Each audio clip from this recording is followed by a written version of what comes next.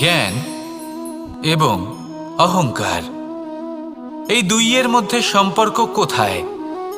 সম্পর্ক ঠিক সেরকম যেরকম হাত এবং কাঁকনের, যেমন চোখ এবং দৃষ্টির সম্পর্ক। এবার আপনি বলবেন, আমি কি বলছি? জ্ঞান এবং অহংকারের এমন সম্পর্ক কি করে হতে পারে? দেখুন, যে ব্যক্তি জ্ঞানী, যার কাছে জ্ঞান রয়েছে এবং তিনি জানেন যে তার কাছে জ্ঞান রয়েছে, তার মধ্যে নিজে থেকেই অহংবোধ জাগ্রত হয়।